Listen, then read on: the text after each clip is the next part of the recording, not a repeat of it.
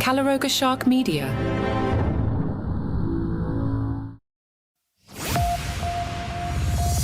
Looks like Ron DeSantis is bowing out of the presidential race. Guess he realized the only thing he was winning was most likely to be confused for a Trump mini-me. DeSantis, after all that drama, decides he's better off in Florida, where the hurricanes are more predictable than politics. He's been pretty clear about not wanting the VP job, saying earlier, "I don't think it's a position that offers much." He crushed his election, had millions in the bank, but somehow his campaign was like a fireworks show gone wrong. All sparkle, then nothing. He delayed his race entry for Florida laws that were as popular as a skunk at a garden party. Even his big Twitter announcement turned into a tech nightmare. DeSantis has officially ended his bid for the presidency, stepping back from what initially seemed like a strong challenge to Donald Trump. DeSantis, known for his firm stance as Florida's governor, has decided to focus on completing his term, ruling out the possibility of serving as vice president for Trump or Haley. His future moves, including a potential 2028 run, remain a topic of speculation, especially given his past confrontations with Trump and Haley. Trump has criticized DeSantis for disloyalty, and tensions were evident in the clashes with Haley leading up to the Iowa caucuses.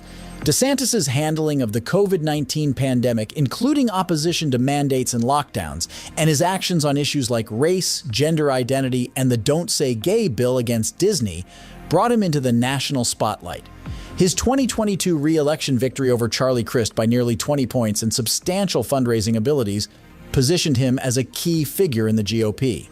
However, his campaign faced challenges, including a late start to leverage Florida legislative victories and financial strains leading to staff reshuffles.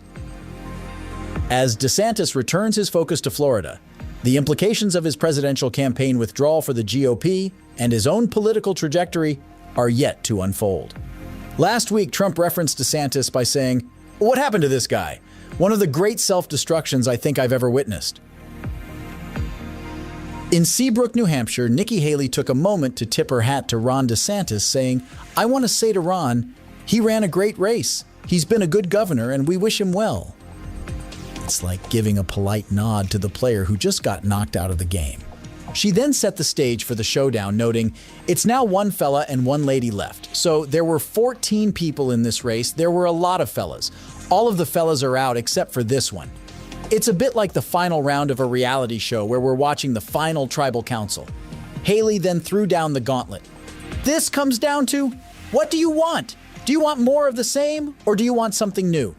We've got 2 days until New Hampshire goes to the polls, but we're going to make sure we fight all the way until the last second.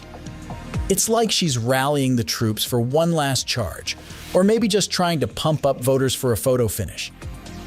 Haley has also made it clear she has no interest in being Trump's VP. Haley said, "I've said from the very beginning, I don't play for second. I don't want to be anybody's vice president. That is off the table. I do not want to be vice president, period." I don't know how many more times I can say that. Someone who might be interested in the job is Tim Scott. The GOP senator from South Carolina and former presidential hopeful just handed Donald Trump his endorsement in New Hampshire. It's kind of like choosing your favorite uncle over your cousin who once helped you get a job. A bit awkward for Nikki Haley, who put Scott in the Senate back in 2012. Scott was all about the Trump train, declaring, "We need a president who will close our southern border today.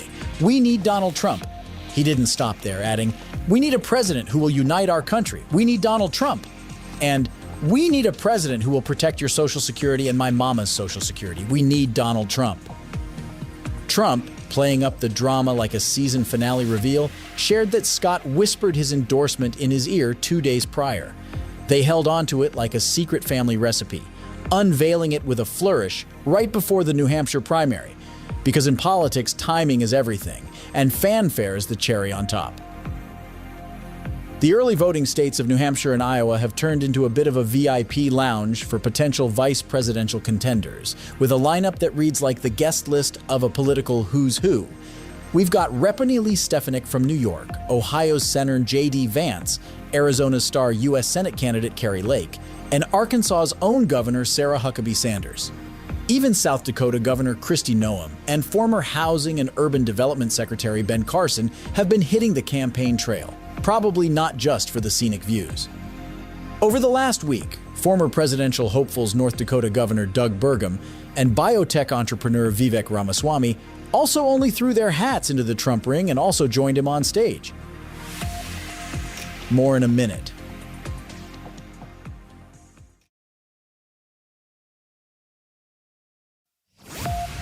Nikki Haley's Sunday speech at a Derry middle school turned into more of an obstacle course than a political event.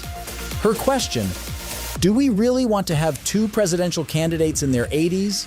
was met with a reminder from an audience member about the senior citizens present. Haley, quick on her feet, assured she wasn't being disrespectful while discussing the cognitive challenges for folks Trump and Biden's age, 77 and 81. But wait, there's more.